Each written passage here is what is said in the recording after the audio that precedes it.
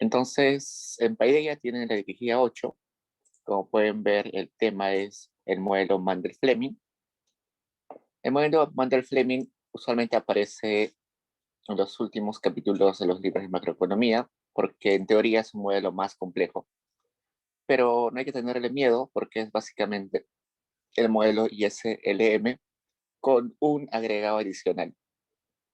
Entonces, nosotros teníamos el modelo ISLM al mercado de bienes, al mercado monetario y nada más, ¿no? Pero ahora vamos a tener una curva más que vamos a llamarle la curva de perfecta movilidad de capitales. Resulta que en la vida real, al menos los que promulgan un mercado libre, o bueno, el mercado libre cuando se promulga, se dice que los factores productivos no deberían tener restricciones, ¿no? Cuando hablamos de los supuestos del mercado de competencia perfecta, decimos que debería haber no barrera de entrada ni salida de bienes, y lo mismo debería aplicarse a los insumos, ¿no? No debería haber barrera a la entrada y salida de capitales, ni barreras de entrada y salida a insumos, ni barrera de entrada y salida a mano de obra. Evidentemente, de mano de obra es un poquito más complicado porque implica migración, ¿no? Entonces, ahí hay un problema político y social. Y los insumos, usualmente se trata de reducir los aranceles de los insumos, ¿no? Siempre tenemos tratados de libre comercio para que los aranceles sean bajos y para que nosotros podamos importar bienes. Y usualmente los bienes de capital como maquinarias están en su mayoría exentos de aranceles, o en su defecto se le hace la devolución a esos aranceles al import. Pero en este modelo nos vamos a enfocar en uno de los insumos, que es el capital. El capital debería moverse en un libre mercado sin restricciones en el mundo. Es decir, si yo creo que puedo ganar más tasa de interés con mis 5 millones de dólares en Vietnam, no debería tener problemas y podría llevar mis dólares de acá a Vietnam inmediatamente, sin ningún costo, sin ningún impuesto, sin ningún trámite, sin nada. Entonces no debería haber impuestos al movimiento de capitales, o sea, no debería haber este ITF por transacciones internacionales. Entonces debería ser totalmente fácil de mover los capitales. Igualito, si yo siento que estoy perdiendo plata en Vietnam podría sacar mi dinero rápidamente. Entonces, eso es lo que incluye el modelo Mandel-Fleming, que el dinero puede moverse libremente. Entonces, por eso hablamos de libre movilidad de capitales. Y esto tiene una implicancia importante en la tasa de interés. Dijimos que la tasa de interés era el precio del dinero.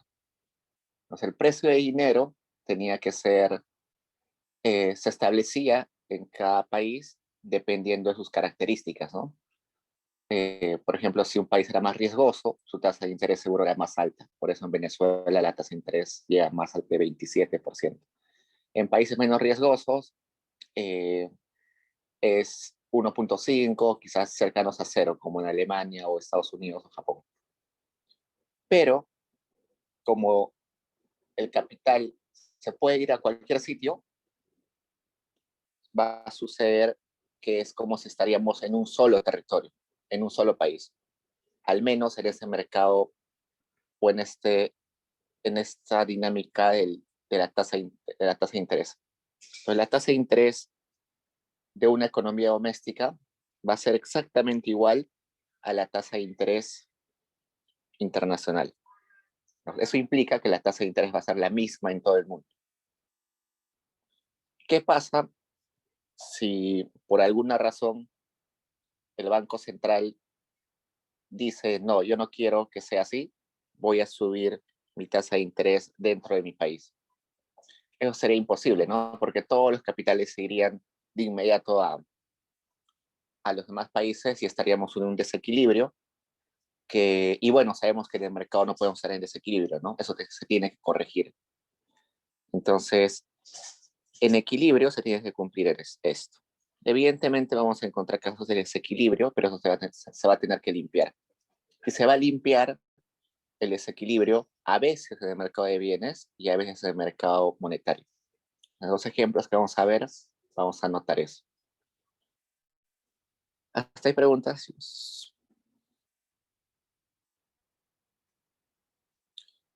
Entonces ahí les dan algunas ecuaciones de mercado de bienes, donde, bueno, ya saben que el consumo depende de un consumo autónomo, de una propensión marginal a consumir y del ingreso disponible, la inversión de una inversión autónoma y depende negativamente de la tasa de interés, el gasto del gobierno es autónomo, las exportaciones son constantes, entonces vamos a decir que es una exportación autónoma, las importaciones también son autónomas, el ingreso disponible es el ingreso después de pagar impuestos. Bueno, finalmente tenemos unos impuestos que son fijos, ¿no? Nos dice 100.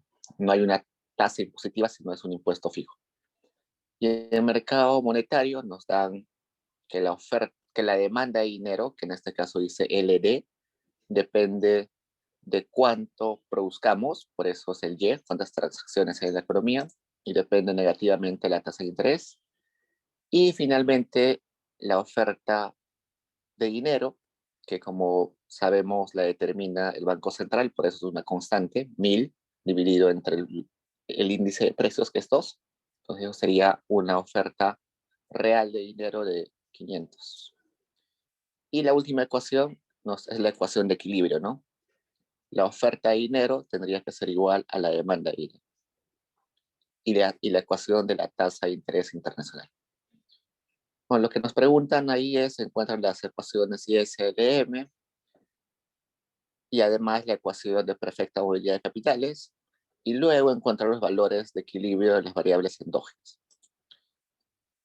Entonces, si aquí nos están diciendo que R de la economía doméstica tiene que ser igual a R asterisco, que es la tasa de interés exterior, nuestro país no puede elegir la tasa de interés.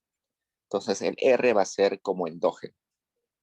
Entonces este R, no, el R de acá va a ser endógeno, perdón, exógeno, porque está determinado desde el exterior. Nos hagamos las ecuaciones que hacemos usualmente en ISLM.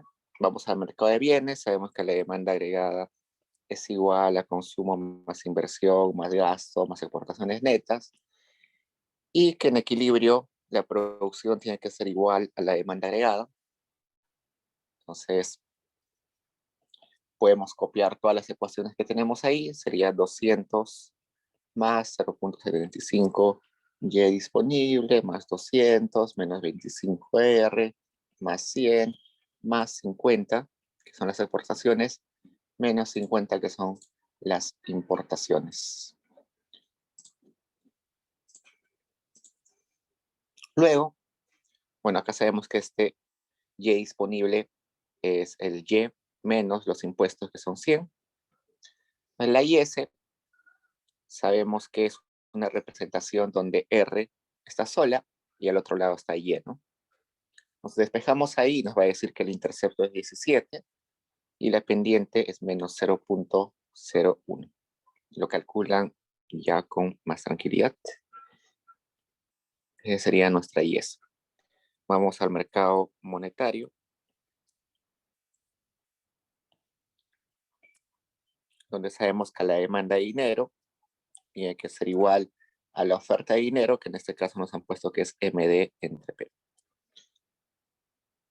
Igual tenemos que reemplazar eso, tendríamos Y menos 100R es igual a 500, y sabemos que nuestra expresión de LM tiene que tener la forma de R sola a la izquierda y Y a un costado, ¿no? Entonces acá tendríamos, y despejamos, menos 5, que es el intercepto, más 0.01Y, que sería nuestra LM.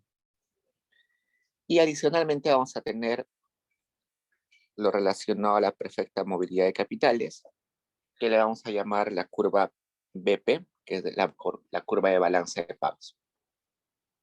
Y eso es R igual a R asterisco.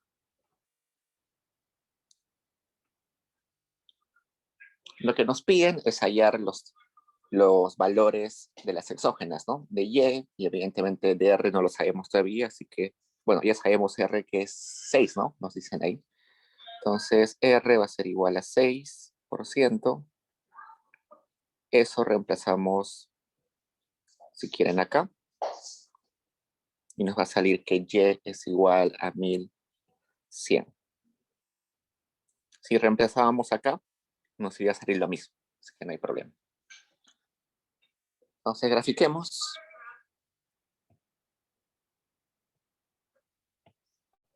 Siempre utilizamos el eje donde Y está acá, R está acá. Regresamos acá, observamos nuestra IS y nos dice que el intercepto es positivo y la pendiente es negativa. Entonces, tiene esta forma. Esta es la IS. Vemos la LM y nos dice que el intercepto es negativo y la pendiente es positiva. Entonces, debe ser más o menos así. Y finalmente nos dice que la curva de balance de pagos, BP, es R constante. Entonces, si R constante, este debería ser la curva BP.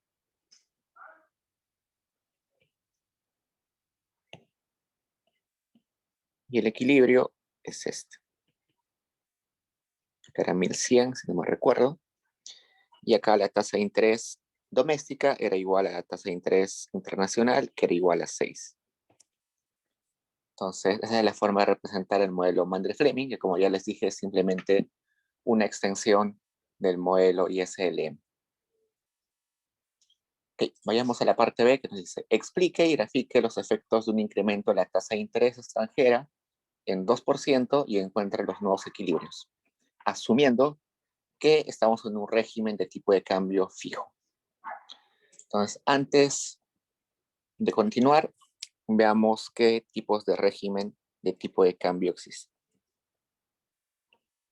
Seguro ya lo hicieron en clase, solamente recordamos. Entonces, hay un tipo de cambio fijo, un tipo de cambio flexible y un tipo de cambio que vamos a llamarle sucio. Otros libros aparece con otros nombres seguro. Entonces, el tipo de cambio, el régimen de tipo de cambio fijo, nos dice que el gobierno se compromete a que el tipo de cambio va a estar constante. Eso es lo que sucedía, por ejemplo, en los 80, ¿no? El gobierno decía el tipo de cambio va a ser, no sé, 5 soles por cada, bueno, estamos en índice, ¿no? Pero supongamos que estamos en soles, 5 soles por cada dólar. Entonces, el tipo de cambio no se podía mover. Cambiarlo era un delito. Si un banco cobraba un tipo de cambio distinto, era un delito. Evidentemente, eso generó mercados negros, donde en Ocoña se vendían a diferentes tipos a diferentes tasas de cambio, pero en teoría, si todo funcionaría bien, en toda la economía este sería el tipo de cambio fijo, una constante. Por otro lado, el tipo de cambio flexible quiere decir que el tipo de cambio se determina por el mercado. Si la dinámica del mercado dice que el tipo de cambio debe subir, entonces se deja libre. En este caso, el fijo era el gobierno el que lo determinaba. Y el sucio es lo que tenemos actualmente en el Perú. En el Perú tenemos una combinación de tipo de cambio fijo y tipo de cambio flexible. Entonces, lo que hace el Perú es lo siguiente. Deja que el tipo de cambio se determine por el mercado, pero solamente interviene cuando hay cambios bruscos del tipo de cambio. Entonces, supongamos que estamos acá, tipo de cambio, y acá están los periodos. Si el tipo de cambio está así, una tendencia baja y sube normal, es predecible, entonces el Banco Central no hace nada. Pero supongamos que está viniendo tranquilo, sube igual, pero poco, pero de un momento a otro aparece Donald Trump y dice eh, de que ya no va a emitir dólares, o no sé, que ya no va a comerciar con el mundo. O si no va a comerciar con el mundo, significa que los dólares van a ser escasos en los países como Perú que negocian con Estados Unidos. Entonces el tipo de cambio se va a crecer muy rápido, ¿no? Entonces, en ese momento es cuando interviene el Banco Central, no para regresar al nivel inicial que era este, sino para suavizar ese incremento. Entonces, el objetivo del Banco Central no es determinar un tipo de cambio fijo, sino que las variaciones del tipo de cambio sean suaves, no sean bruscas. Y eso tiene sentido porque las personas, usualmente exportadores e importadores, toman decisiones de largo plazo, ¿no? El exportador, por ejemplo, compra su maquinaria en dólares para producir quizás a cada un año, porque tiene que instalar la máquina, tiene que contratar operarios, tiene que comprar insumos, recién va a empezar a producir quizás luego de un año. Luego de un año empieza a producir, le va a vender seguro a un extranjero, este extranjero le va a pagar un adelanto en dólares, pero el pago total recién se lo va a hacer en 60, 90 días. Entonces, para ese exportador, lo conveniente es que el tipo de cambio no varíe mucho, ¿no? Para que sea predecible lo que está negociando. Entonces, por eso es que el Banco Central se fija en que sea cambios suaves. No le importa que suba o que baje, lo que le importa es que sea suaves. Evidentemente, a veces no es el Banco Central, a pesar de sus esfuerzos, no puede lograrlo, pero bueno, ese es su objetivo. Y la pregunta es, ¿cómo hace el Banco Central para hacer esto, para intervenir en el mercado monetario? Lo que hace simplemente es meter dólares o sacar dólares de la economía. Entonces, por ejemplo, pongamos acá, este sucio es lo que hace hoy el BCR, ¿no? Entonces, ¿qué sucede, por ejemplo, si el Banco Central saca dólares de la economía?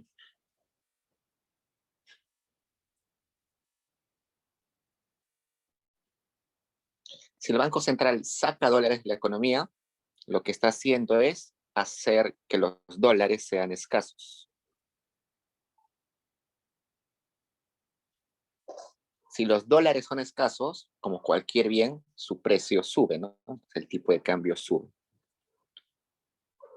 Entonces, la pregunta es, ¿de dónde saca dólares el Banco Central? Bueno, ¿cómo saca dólares de la economía del Banco Central? La respuesta es aumentando, digamos, esto es delta, que es un aumento, perdón, esto es un delta como negativo, que es reducir las RINs. Entonces, las RINs, que son las reservas internacionales, es un conjunto de divisas, a veces, eso ya lo vieron en el control, ¿no? Vieron que son no solamente divisas, pueden ser quizás instrumentos financieros, pero que se caracterizan por ser líquidos. ¿Qué quiere decir que sean líquidos? Que son fáciles de transformar en billetes. Entonces, si yo tengo, por ejemplo, una acción y esa acción la puedo vender hoy mismo en la bolsa de valores, eso es líquido. Pero si yo tengo, por ejemplo, un bono a 10 años, eso no es muy líquido, ¿no? Porque tengo que esperar 10 años a esperar a que me devuelvan lo que invertí en ese bono. Entonces, lo que hace el Banco Central es, de esas reservas que tiene, saca dólares para meterlos, eh, perdón, eso sería al revés. Bueno, de esas reservas saca dólares Perdón, yo salí al revés. Aumenta. Cuando saca dólares de la economía el Banco Central, por ejemplo, les dice a los bancos, les voy a elevar la tasa de encaje. ¿Qué es la tasa de encaje? Es un porcentaje de los depósitos de los bancos comerciales que debe estar en el Banco Central. Si ustedes depositan, por ejemplo, hoy día 1.000 soles en su cuenta de ahorros, el Banco Central les dice, por ejemplo, el 5% de esos 1.000 soles tiene que estar en el Banco Central. ¿Por qué?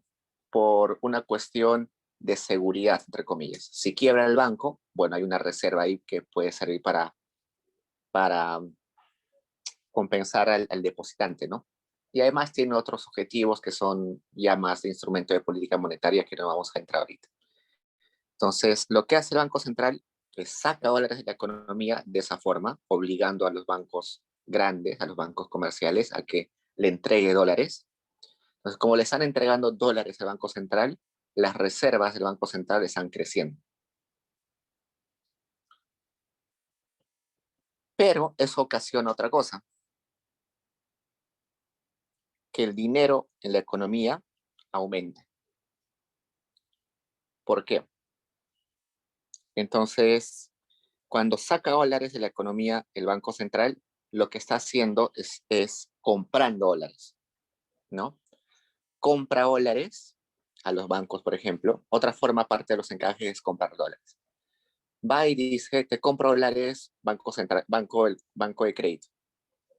Te compro dólares, tú me das dólares y los guardo en mis reservas, por eso mis reservas crecen, pero te los estoy comprando en soles. Entonces, los soles en la economía van a crecer, por eso la masa monetaria crece. Por otro lado, sacar, perdón, meter dólares en la economía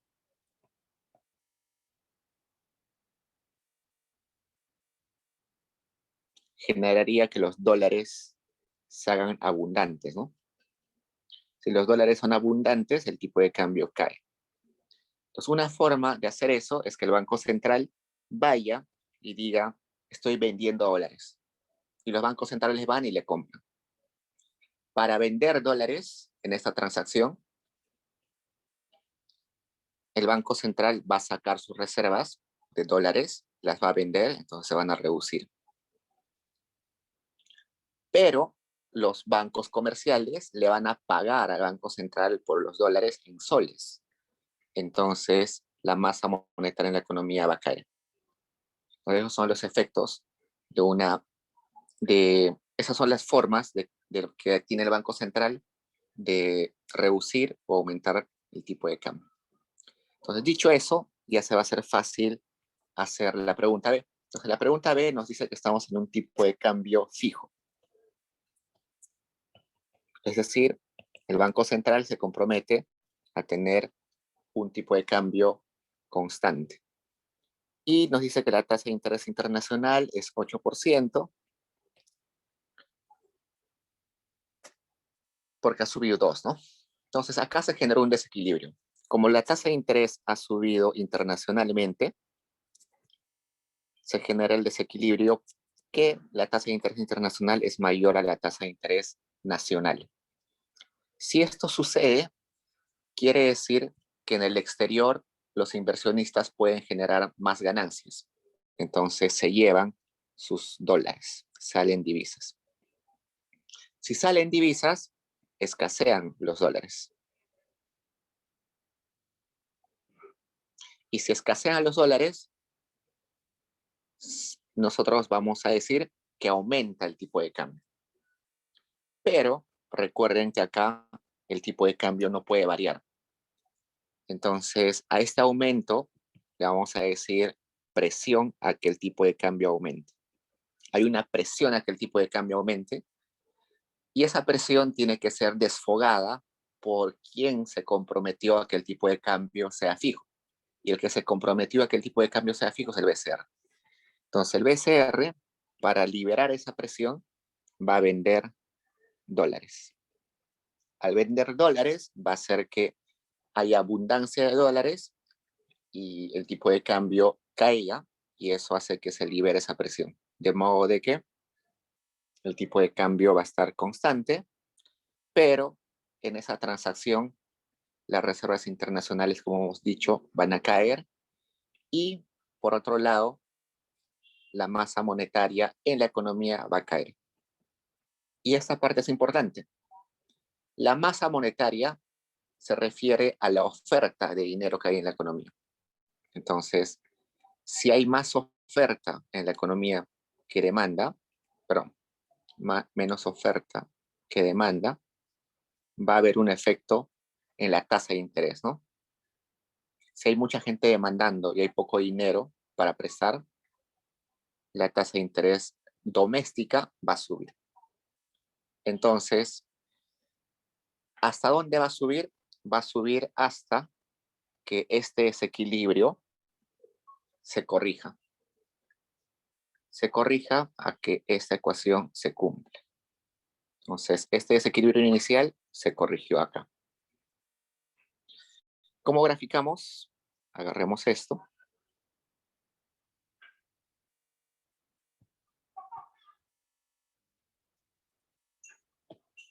Y veamos. Nos dijeron, bueno, que la tasa internacional subió, ¿no? Entonces, eso dice, entre comillas, que acá hay una nueva tasa de interés internacional que es igual a 8%. Y acá hay un desequilibrio, ¿no? La tasa de interés local está siendo menor a la tasa de interés internacional. Entonces, ante ese evento, lo que va a hacer el Banco Central es disminuir su masa monetaria. Entonces, la masa monetaria, si ustedes recuerdan, está en la LM, está la masa monetaria. Entonces, si va a disminuir su masa monetaria, como hemos visto en ejemplos en la dirigida pasada, la nueva LM va a ser esta.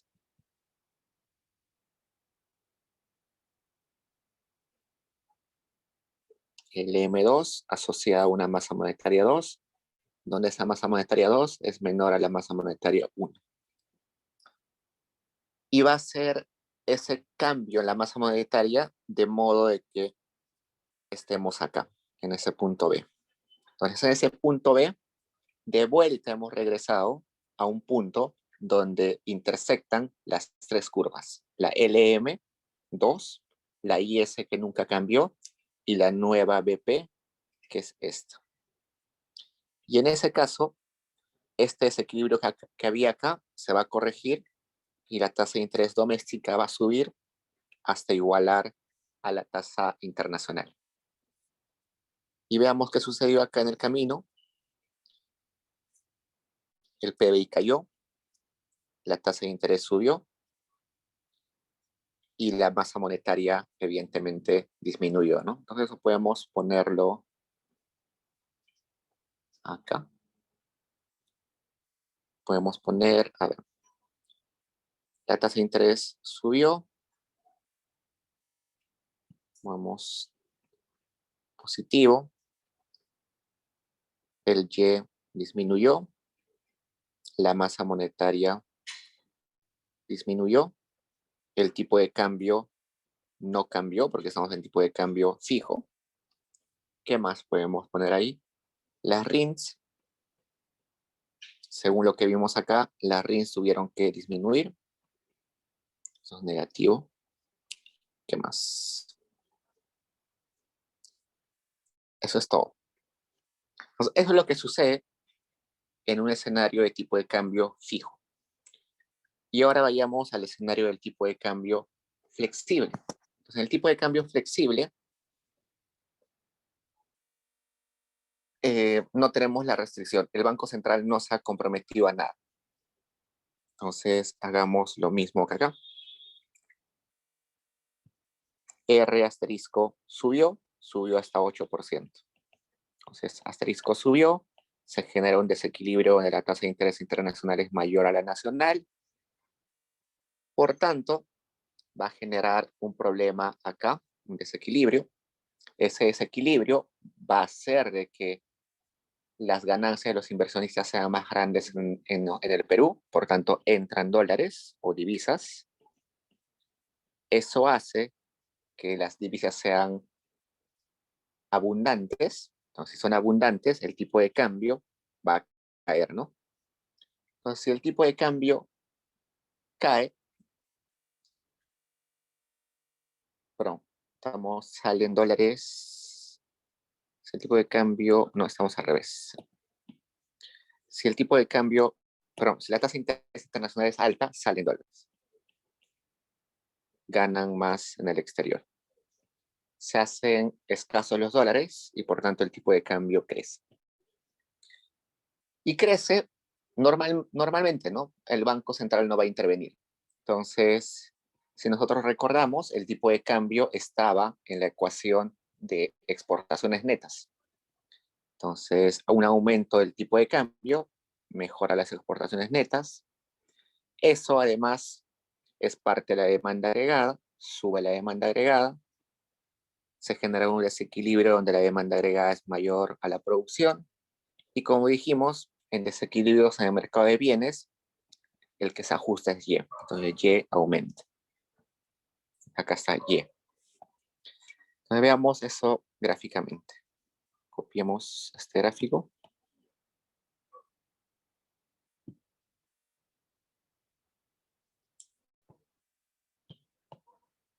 Okay. Lo que nos dicen es lo siguiente. De vuelta, acá nos dicen que la tasa de interés internacional subió a 8%. Acá hay un desequilibrio. Ese desequilibrio está ocasionando de que la LM, la IS, no coincidan con la BP. No hay un punto donde los tres estén coincidiendo. Entonces, si vemos todo este recorrido que hemos visto acá, se, se está migrando hacia el mercado de bienes, ¿no? Lo que ha pasado es que está aumentando las exportaciones netas. Y nosotros sabemos que las exportaciones netas están en la IS. Entonces, en la IS acá, en la inicial, había unas exportaciones netas 1, pero están aumentando. Entonces, esto se va a mover así. La IS 2 asocia una exportación neta 2, donde exportaciones netas 2 es mayor a exportaciones netas 1, tiene esa forma. Entonces acá voy a graficar mejor. Esta IS debería pasar por acá.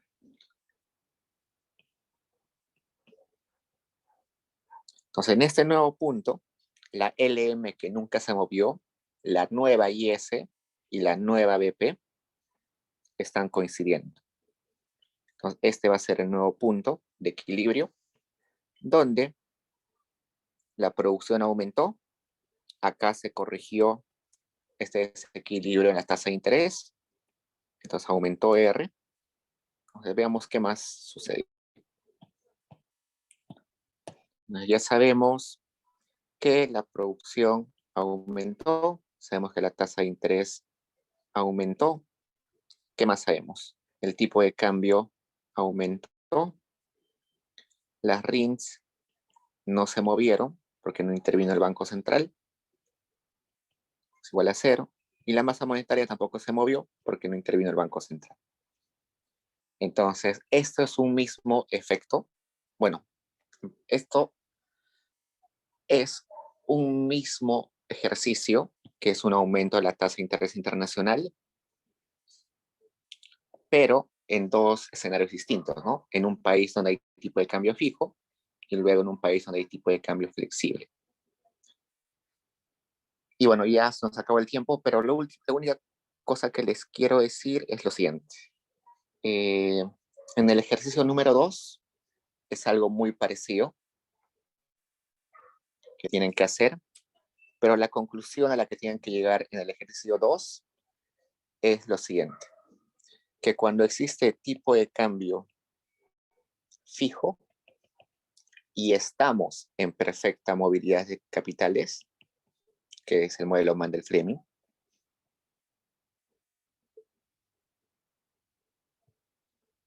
la política monetaria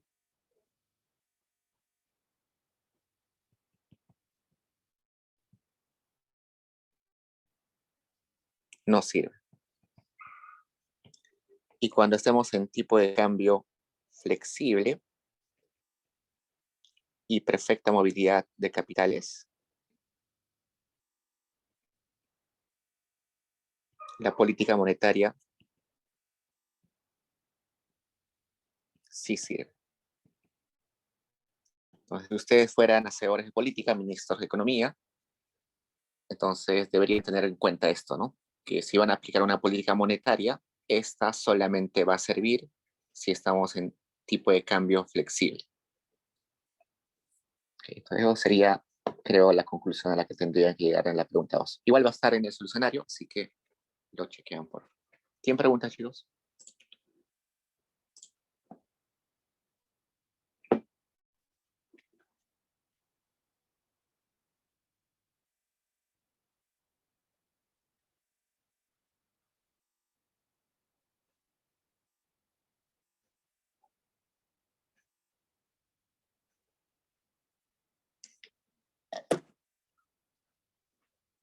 Entonces, la siguiente semana tenemos control de lectura 5, si no me recuerdo.